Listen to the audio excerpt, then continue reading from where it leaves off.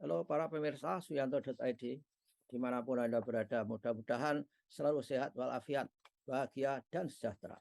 Ketemu lagi dengan channel pendidikan Anda, sebuah channel yang sengaja dibangun untuk berbagi pengetahuan dan belajar sepanjang hayat. Oleh karena itu, mari dukung channel ini dengan cara klik subscribe. Sehingga dengan klik subscribe, maka channel ini akan diletakkan oleh sistem YouTube di halaman yang strategis, sehingga memungkinkan banyak netizen, banyak mahasiswa, orang tua, siswa untuk akses pada video ini. Dan dengan demikian merupakan video alternatif dari video-video yang menjadi predator pendidikan. Karena video itu berbasis pornografi dan gaya hidup yang hedonistik. Nah, kali ini ada di episode pertama. Kita akan berbicara mengenai masa depan pendidikan kita di era digital. Tentu saja modalitas digital akan menjadi warna yang akan dominan ke masa depan. Dengan siapa kita berbicara itu? Kita punya narasumber yang luar biasa, yaitu Dr. Bambang Rianto, STMT. Beliau adalah masih muda, ya saya bilang muda karena 18 tahun di bawah saya ketika lahir di dunia ini. Dan beliau adalah menamatkan S1 di Universitas Gadjah Mada di Fakultas Teknik, dan S2 juga di Universitas Gadjah Mada di Fakultas Teknik, dan S3 di Universitas Brawijaya. Apa yang dia lakukan? Sekarang terus sangat sibuk, banyak sekali kegiatan akademik, publikasi sosial, dan organisasi profesi yang dijalani. Antara lain, saya bacakan sedikit saja. Kalau dibaca semua, kita nggak jadi bicara, jadi terlalu banyak. Jadi sedikit saja.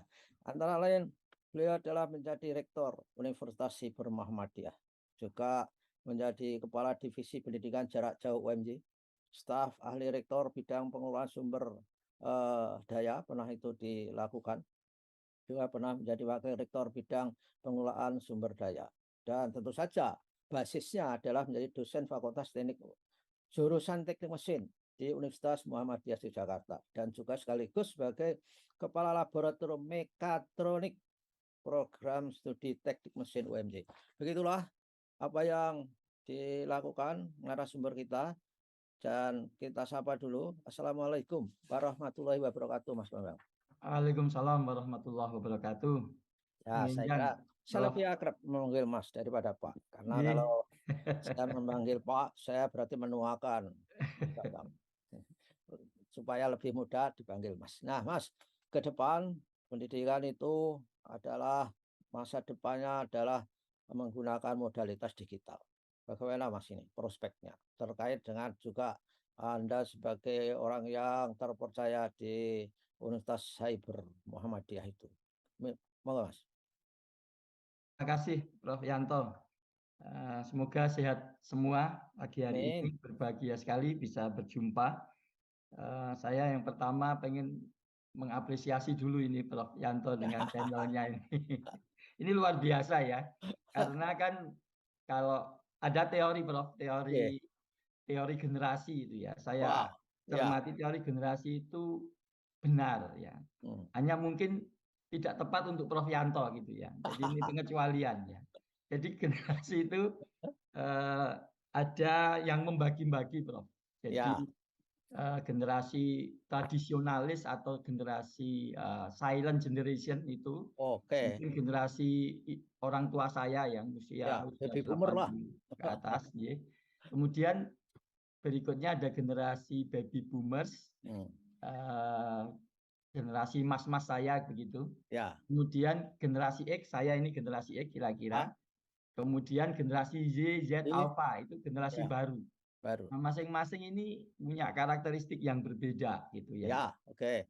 Kalau kita kelompokkan lebih besar dalam kelompok yang lebih besar, generasi lama dan generasi baru, ini memang sangat berbeda itu. Ya, Misalnya betul. seperti ini, Prof, yang sederhana ini. Kaitannya nanti juga dengan digital ini, Prof. Ya, oke. Jadi eh, hari-hari ini kita misalnya makan saja, Mas. Makan ya. Makan itu kan hari-hari di rumah tangga yang baru itu biasa GoFood gitu ya. Ya, GoFood. Dulu zaman saya makan di luar itu paling setahun sekali, Prof. Diajak bapak saya, ada orang tua saya, ada sekaten gitu, Prof. Makan di luar paling sekali setahun atau 2 kali setahun. Ya. Nah, sekarang kan beda, bisa 3 kali makan di luar sehari. Atau paling enggak 1 kali makan di luar, 1 kali di rumah, yang Ya. 1 kali GoFood. Nah, itu pun beda-beda, Prof. GoFood itu saya pesen mie Jawa ya biasanya. Ya. Goreng mie apalah mbahmu atau apa. Nanti anak saya beda lagi ya. Mie-nya sudah mie yang baru itu modelnya. Ada kacauan, ada macam-macam. Jadi sangat berbeda seleranya, Prof. Sampai ke selera itu.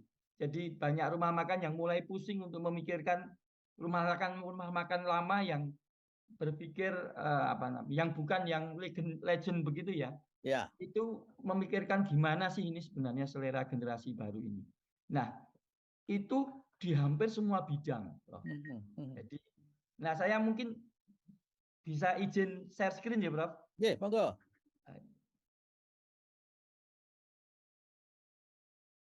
Sudah, Persa, Prof. Wah, luar biasa. Foto saya ada.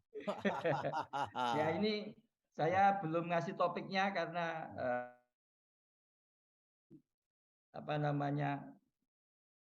undangannya itu, Prof. Jadi ngobrol inspiratif tentang Ya. Tapi mungkin nanti judulnya bisa kita ini kan lebih wow lagi. Nah, ini sekedar gambaran, ini kampus virtualnya Sibermu.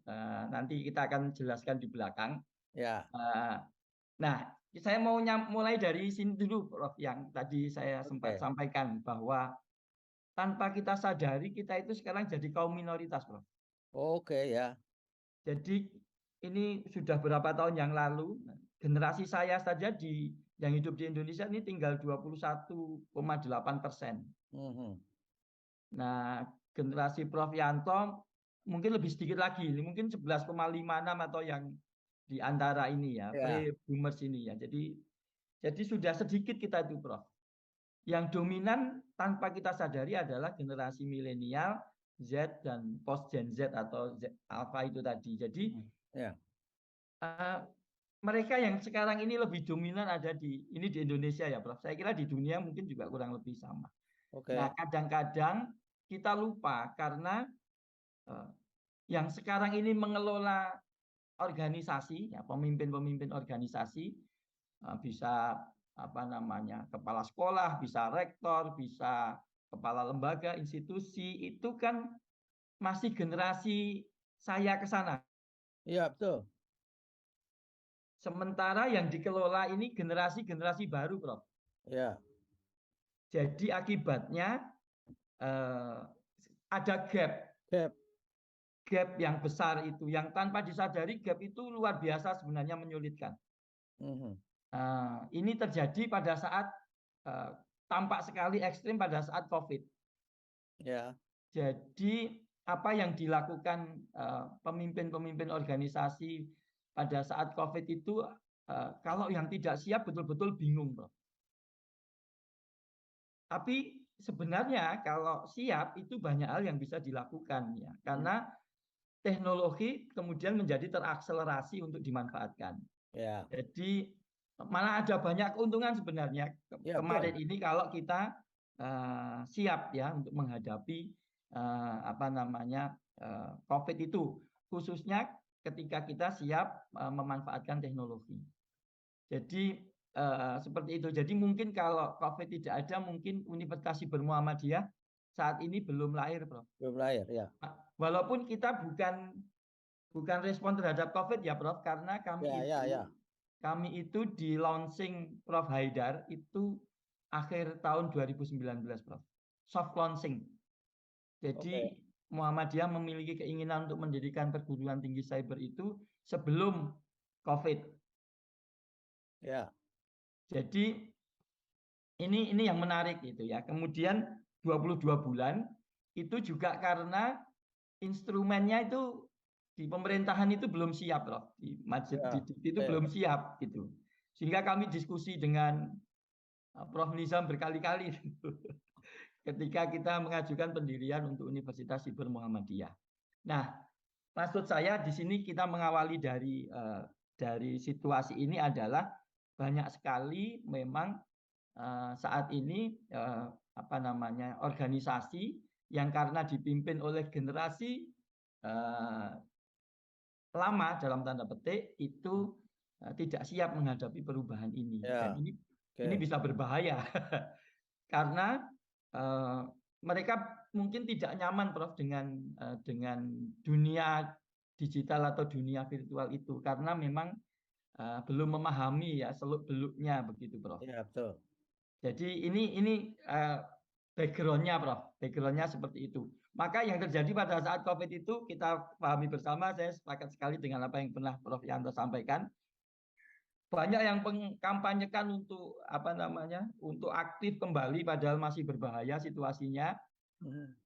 Bukan alasannya bukan apa-apa sebenarnya, menyampaikan Ya, bahwa ini sudah aman dan sebagainya, tapi karena lebih banyak ke perspektif ekonomi,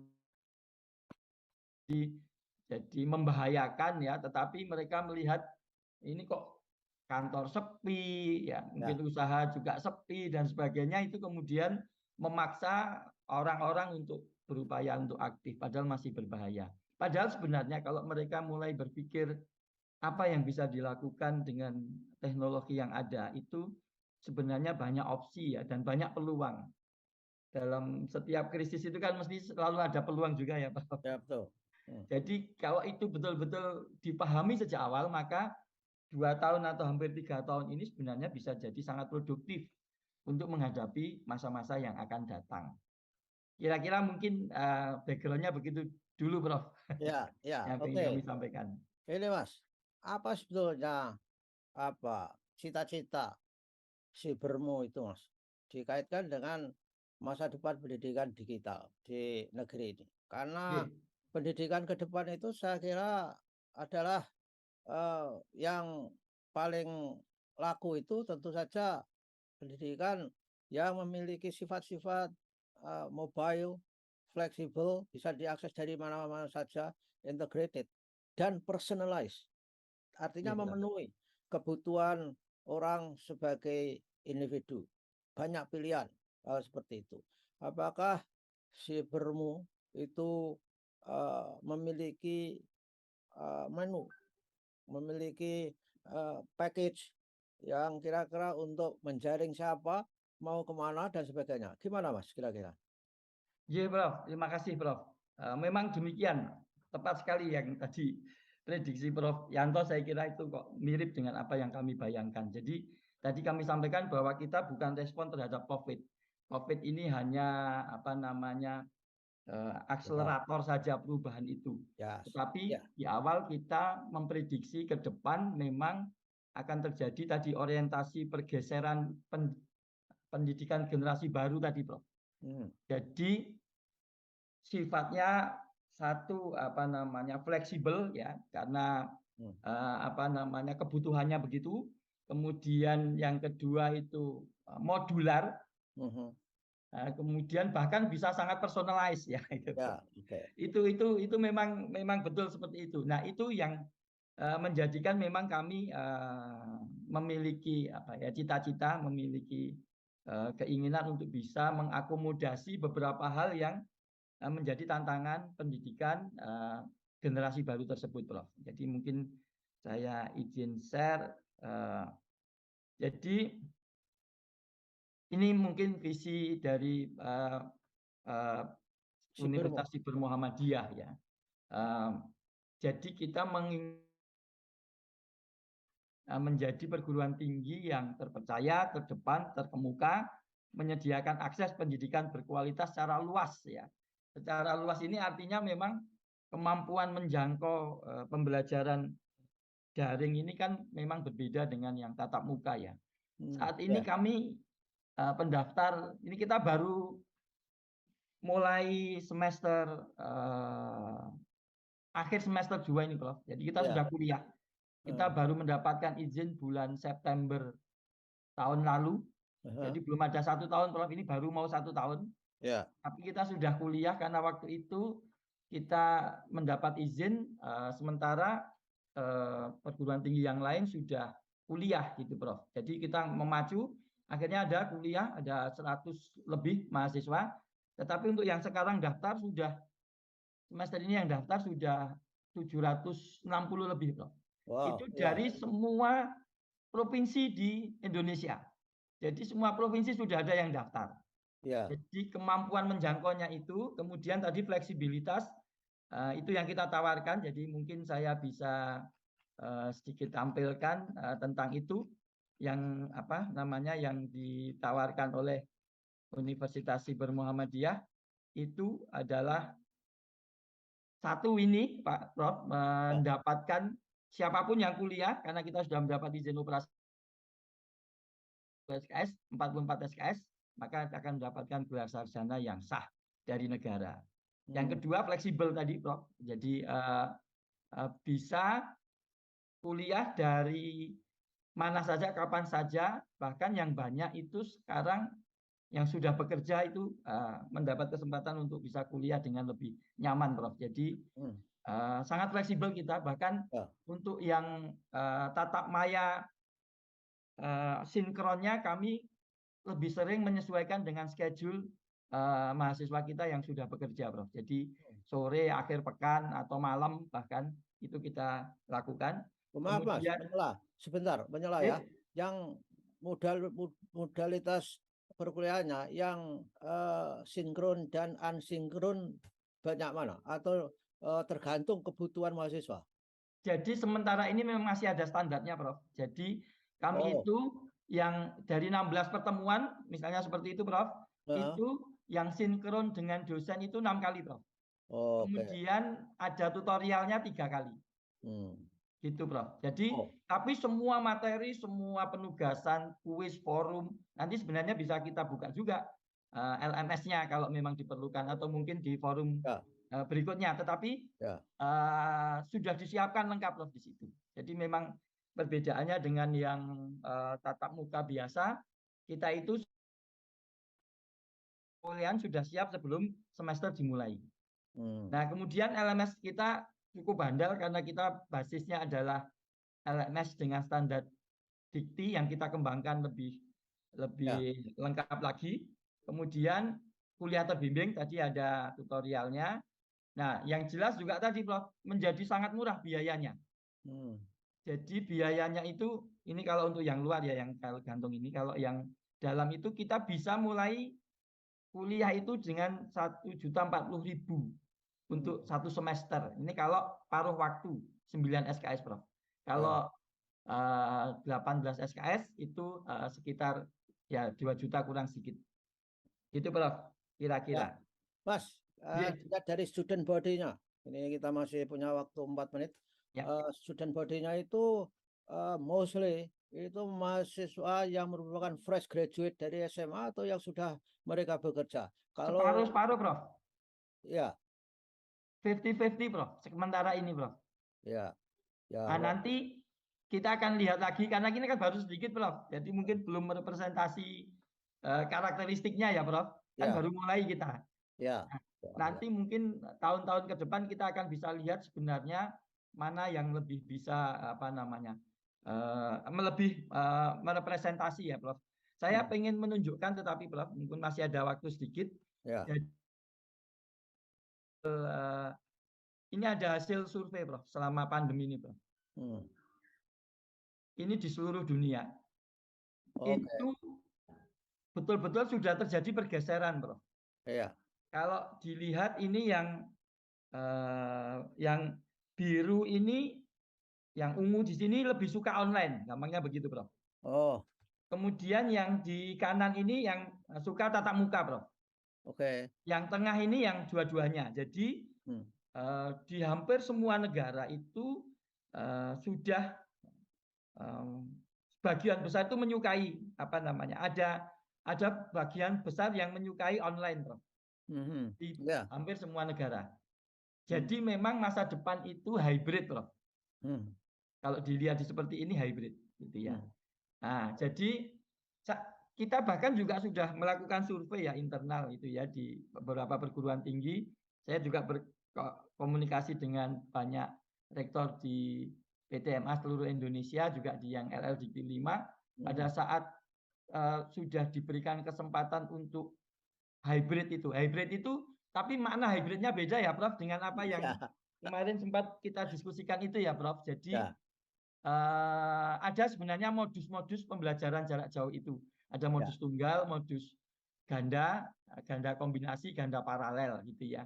Kalau yang hybrid model jarak jauh itu dan ada yang datang itu bukan modus kalau itu ya. Nah, itu pun itu kemarin itu banyak yang sudah ada di Jogja, Prof. Tapi mereka tidak datang ke kampus, Prof. ya. Meskipun sudah diberi kesempatan untuk kuliah di kampus, mereka kuliahnya tetap dengan teman-temannya di kafe begitu, Prof. Anak-anak itu. Ya, Ini kan menarik. Ditambah lagi sekarang ini juga banyak orang tua yang mungkin kesulitan keuangan ya, Prof. ya, Akibat COVID itu banyak yang juga tidak bisa datang ke Jogja kalau di beberapa perguruan tinggi itu. ya. Sehingga sebenarnya dengan memanfaatkan teknologi ini sebenarnya kita malah bisa apa ya menyelesaikan banyak persoalan sebenarnya, Ya, Prof. saya kira ya, ya. Gitu, Dan Prof. Jadi Mas, oke, ini terakhir. ya, Saya kira Sibermo itu merupakan salah satu-satunya universitas yang memiliki modalitas digital untuk PTS, Mas, paling tidak. Iya, ada Prof, ada juga Prof. Universitas Siber Asia, ada juga Universitas Insan Cendikia kalau nggak salah, Prof. Tapi oh, memang baru relatif baru semua, Prof. oke. Iya. Ya, saya kira para pendatang baru ini besok saya yakin menjadi predator universitas yang tradisional ini. Jadi Mungkin hukum malam ya, Prof. ya, Jadi saya yakin begitu. Dan rektor-rektor PTM itu sudah harus mulai berpikir bagaimana ingin membuat hotel untuk gedung-gedungnya yang hebat-hebat itu. Karena besok kan nggak usah ada gedung lagi. Tahun 2040 saya kira sudah nggak ada gedung lagi untuk universitas ke depan. Ya trennya ya Sibermo seperti ini. Ya oke lah Mas, saya kira kita stop share dulu dan ini saatnya jangan diberikan semua informasinya supaya orang-orang penasaran ikut terutama para tamatan SMA dan juga para pekerja yang sudah bekerja di berbagai institusi. Ini Sibermo adalah merupakan pendidikan tinggi alternatif dengan biaya murah, efisien, mobile, fleksibel, integrated, dan personalized. Bisa diklik dari mana saja. Terima kasih Mas Bambang atas kesamaannya. Wassalamualaikum warahmatullahi wabarakatuh. Waalaikumsalam warahmatullahi wabarakatuh. Matur nuwun, Prof. Ya,